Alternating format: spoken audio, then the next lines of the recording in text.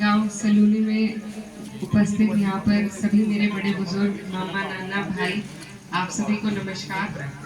आज आपके बीच में हम एक मकसद से आए हैं। चुनाव है, लोकसभा का चुनाव है, आने वाली 19 तारीख है और आप सब जानते हैं, जैसा हमारे अंकल जी ने, भंवर सिंह अंकल जी ने सारी बातें जो देश के हमारे मुद्दे हैं बहुत अच्छे तरीके से आपके सामने रखे और समझाया। तो मैं बस यही कहना चाहती हूँ कि पूरे 5 साल जो परेशानी हम झेलते हैं, अभी 13 महीनों का आंदोलन चला था, 700 किसान उसमें शहीद हुए, लेकिन हमारी जो सरकार है किसी की सुनवाई नहीं करती, किसी की परेशानी नहीं देखती। आज तक भी एमएसपी का दावा अधूरा है, कई मिलों पर अब भी हमारा पुराना पेमेंट बकाया है और हमने इतने धरने दिए हमारे जिले में, हम कई धरनों पर बैठे और अपने ही पेमेंट के लिए जब आदमी को धरने पर बैठना पड़ता है तो बड़ी शर्म की बात है। लेकिन इस सरकार को शर्म नहीं आती, इनके पास पैसे की कमी नहीं है, ऐसा नहीं है कि ये हमारा भुगतान नहीं करा सकते, लेकिन इच्छा नहीं है, करना ही नहीं चाहते। इनकी ये सिर्फ कुछ पूंजीपति हैं, इनके मित्र, उन्हें सारी सरकारी संस्थाएं बेच कर दे रहे हैं और दूसरे हाथ से इलेक्टोरल बॉन्ड के जरिए वो ले रहे हैं। तो इन्हें किसी वर्ग की परेशानी नहीं दिखती, हर वर्ग प्रताड़ित महसूस कर रहा है। हमारे यहाँ पर युवा भाई खड़े हैं, पहले तैयारी करते थे फौज में जाने की, वो भी 4 साल की इन्होंने कर दी, उसकी वजह से मायूसी बहुत है। कोई वैकेंसी निकलती है तो उससे पहले पेपर लीक हो जाते हैं, क्योंकि कल्याण ये हमारा करना नहीं चाहते, कोई लाभकारी योजना ये हमारे लोगों को देना नहीं चाहते। तो जब हम वहाँ धरनों में बैठते थे तो वहाँ पर बड़े बुजुर्ग अक्सर बैठकर यही कहते थे कि अब के मौका आएगा तो बताएंगे। तो ये मौका आज हमारे सामने है, चुनाव का मौका है, हम और किसी जरिए से अपना विरोध दर्ज नहीं करा सकते। वोट हमारे पास एक ऐसी चीज है जिसे हम सही जगह डालकर अपना विरोध दर्ज करा सकते हैं, तो उसी का ये मौका है।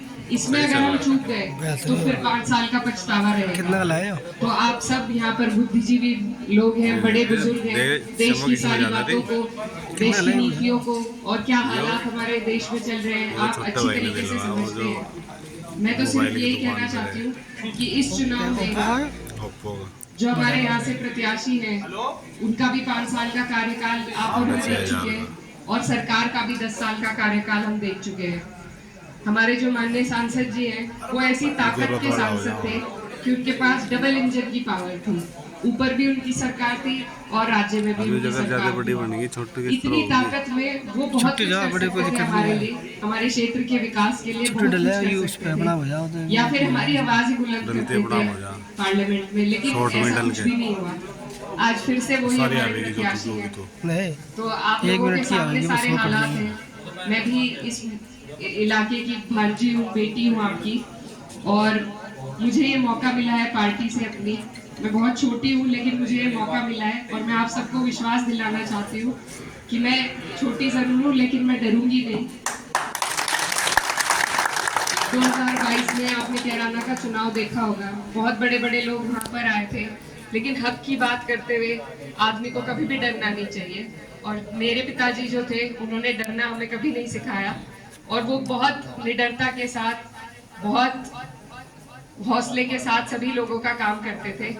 तो अगर आप सबने मौका दिया तो मैं भी उन्हीं की तरह आप सबकी सेवा करना चाहूंगी और इसी के लिए आज आपके बीच में आई हूँ, आपका आशीर्वाद लेने के लिए।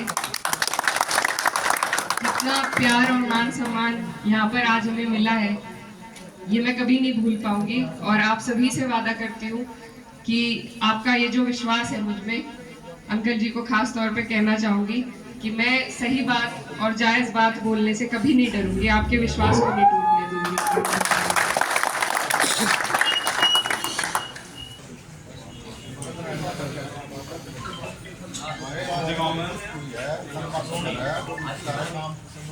मास्टर जी